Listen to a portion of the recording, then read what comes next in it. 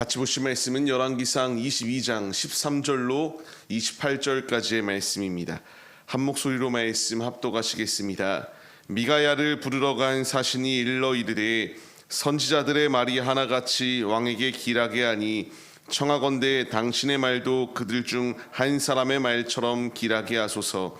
미가야가 이르되 여호와께서 살아계심을 두고 맹세하노니 여호와께서 내게 말씀하시는 것 곧 그것을 내가 말하리라 하고, 이에 왕에게 이르니 왕이 그에게 이르되 미가야야, 우리가 길르앗 라못으로 싸우러 가랴 또는 말랴.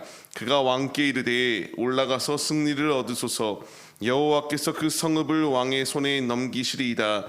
왕이 그에게 이르되 내가 몇 번이나 내게 맹세하게 하여야 내가 여호와의 이름으로 진실한 것으로만 내게 말하겠느냐. 그가 이르되 내가 보니 온 이스라엘이 목자 없는 양같이 산에 흩어졌는데 여호와의 말씀이 이 무리에게 주인이 없으니 각각 평안히 자기의 집으로 돌아갈 것이니라 하셨나이다. 이스라엘의 왕이 여호사밧 왕에게 이르되 저 사람이 내게 대하여 길한 것을 예언하지 아니하고 흉한 것을 예언하겠다고 당신에게 말씀하지 아니하였나이까. 미가야가 이르되 그런즉 왕은 여호와의 말씀을 들으소서. 내가 보니 여호와께서 그의 보좌에 앉으셨고 하늘의 만군이 그의 좌우편에 모시고 서 있는데 여호와께서 말씀하시기를 누가 아합을 꾀어 그를 길르앗 라못에 올라가서 죽게 할꼬 하시니 하나는 이렇게 하겠다 하고 또 하나는 저렇게 하겠다 하였는데 한 영이 나와 여호와 앞에 서서 말하되 내가 그를 꾀겠나이다.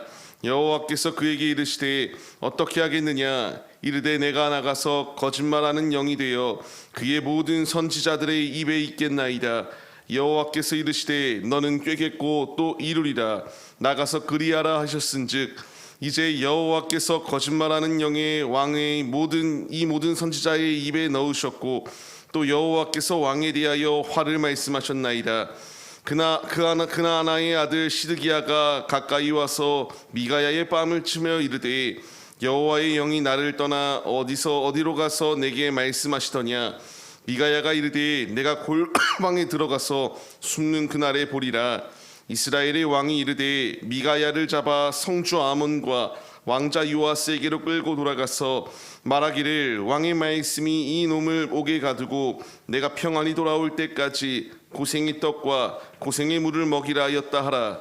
미가야가 이르되 왕이 참으로 평안히 돌아오게 될진데 여호와께서 나를 통하여 말씀하지 아니하셨으리이다. 또 이르되 너희 백성들아 다 들을지어다 하니라. 아멘. 할렐루야. 오늘도 예배의 자리 가운데 모이신 성도님들 주님의 이름으로 환영하고 축복합니다. 같이 나눌 말씀의 제목은 오직 주님을 위하여라는 말씀의 제목 가운데서 은혜를 나누도록 하겠습니다.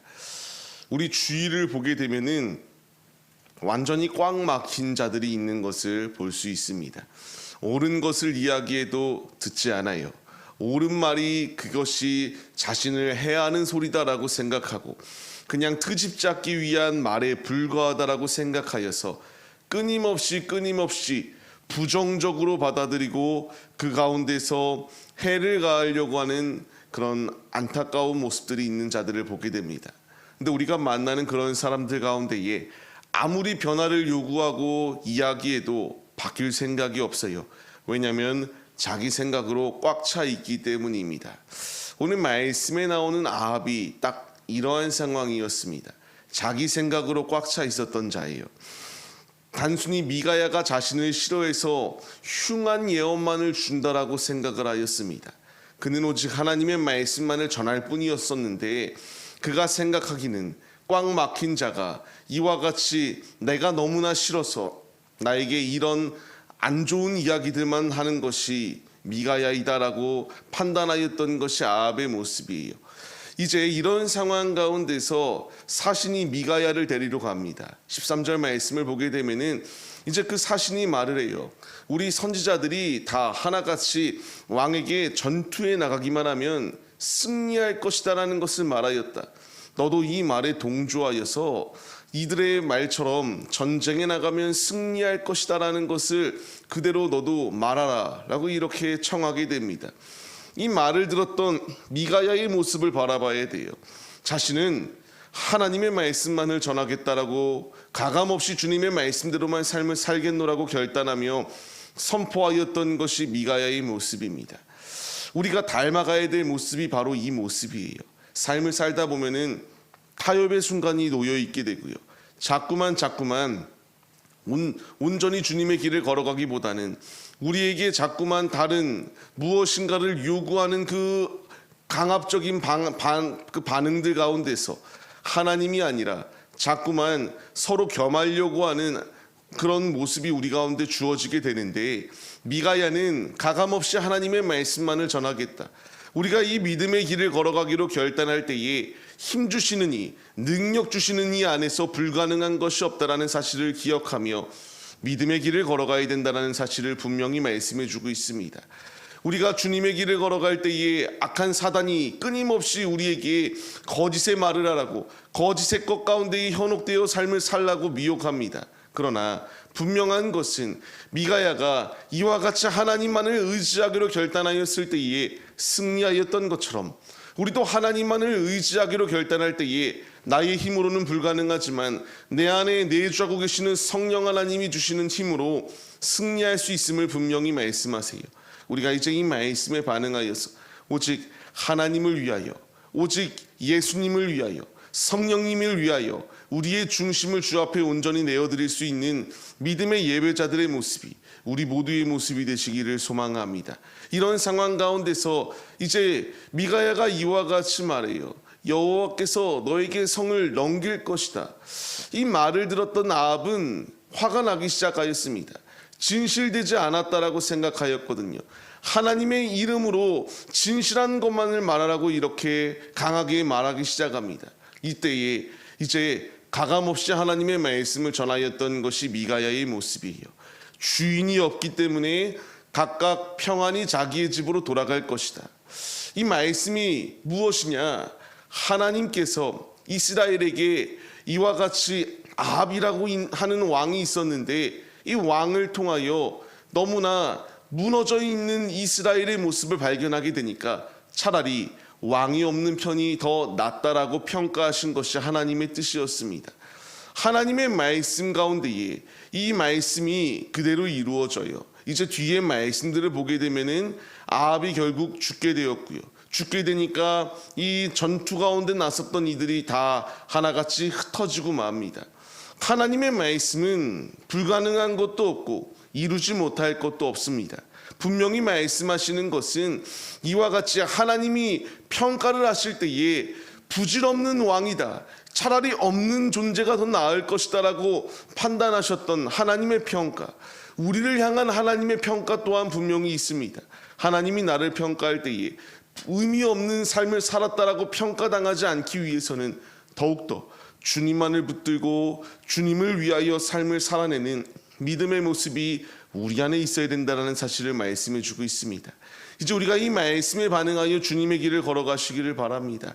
주님이 원하시는 것은 하나님이 나를 향한 평가, 오직 믿음이 없이는 하나님을 기쁘시게 해드릴 수 없다라고 말씀하신 것 같이, 내가 이 아합과 같이 꽉 막혀 있고 아둔한 자리 가운데 놓여 있기를 원하시는 것이 아니라 하나님의 말씀에 즉각적으로 반응하는 자가 되기를 원하시는 것이 아버지의 뜻이세요. 이제 이 아버지께서 어떻게 일하시는가를 우리가 바라봐야 됩니다. 천상의 회의가 열리기 시작합니다. 이 아합과 그리고 그 거짓 선지자들에게 거짓의 영이 들어가 그들의 입을 사용해서 하나님이 이와 같이 승리를 주실 것이다 라는 확신을 주십니다. 이제 그 말처럼 그들이 동요되기 시작하고요, 하나님의 뜻 가운데서 이들이 이와 같이 죄악된 길 가운데에 무너질 것이다, 이것을 상세하게 미가야가 설명합니다. 이것을 들었던 시드기야라고 하는 자가 화가 나서 그의 뺨을 칩니다. 그때에 시드기야에게 무엇라 예언을 하는가? 너는 골방에 갇힐 것이다, 골방에 숨어 있을 것이다, 이와 같이 예언합니다. 이 미가야의 모습을 보게 되면요, 자신이 맞았습니다. 자신은 하나님의 말씀을 올바르게 가르치라고 하는 이 아합의 말대로 그대로 순종하여 가감없이 주님의 말씀만을 전한 것밖에 없습니다. 하나님의 말씀을 전할 때에 이와 같이 매를 맞았던 미가야의 모습과 같이 우리 역시 굴욕적인 상황이 분명히 주어질 수밖에 없어요. 그럼에도 불구하고 미가야는 계속하여 주님의 말씀을 전하기에만 앞장섰던 것이 그의 모습입니다. 이사야서 40장 8절 말씀을 보게 되면은 하나님의 말씀은 영원히 서 있다라는 말씀이 있습니다. 그렇습니다. 시드기야에게 이와 같이 골방이 있을 것이다. 그대로 이루어졌고요. 이들이 악한 자리 가운데에 이렇게 거할 때에 결국 아합을 심판하는 하나님의 뜻 또한 분명히 있는 것을 발견할 수 있게 돼요. 주님이 우리에게 원하시는 것은 악한 자리가 아닙니다. 믿음으로 주님을 의지하며 주님 안에 승리하기를 원하시는 것이 우리 아버지의 뜻이세요. 말씀 가운데에 우리가 온전히 거해야 될 분명한 이유, 아합의 이 강압적인 모습 가운데서도 이 미가야는 결코 굴복하지 않았음을 분명히 보여줍니다.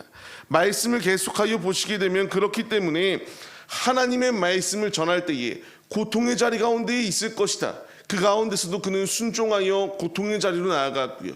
28절 말씀과 같이 끝까지 하나님의 말씀만을 예언하며 선포하였던 것이 미가야의 모습입니다.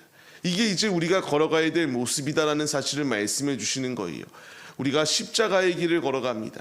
천성을 향하여 나아갈 때에 우리를 공격하는 악한 공격이 놓여 있고요. 우리가 바른 진리의 말씀을 선포할 때에 이것이 아니 꼽게 보여서 끊임없이 부정적으로 다가오는 악한 세대의 공격 또한 분명히 있습니다. 그러나 미가야는 그 공격에 굴복하지 아니하고 끝까지 하나님만을 붙들며 말씀만을 온전히 선포하기에 앞장섰던 것처럼 이제 우리가 누구를 만나든 타협이 아니라 주님을 믿는 온전한 믿음 가운데서 주님의 진리의 복음을 선포하는 하나님의 자녀가 될 것을 명령하시는 이 말씀 가운데 반응해야 됩니다. 우리가 이제 이 말씀의 깨달음을 얻어서 주님이 원하시는 뜻대로 미가야와 같이 주님의 도구로서 광야에 외치는 소리가 되어 회개할 것을 촉구하고 오직 주 예수 그리스도 외에는 다른 길이 없다라는 것을 담대히 선포할 수 있는 용맹스러운 하나님의 자녀들, 말씀의 제목과 같이 오직 주님을 위하여 우리의 중심을 주 앞에 온전히 내어드릴 수 있는 헌신자들의 모습이 바로 우리 모두의 모습이 되어 하나님 나라의 확장을 위한 귀한 도구로 쓰임 받으시는 우리 모두가 되기를 주님의 이름으로 간절히 축원합니다.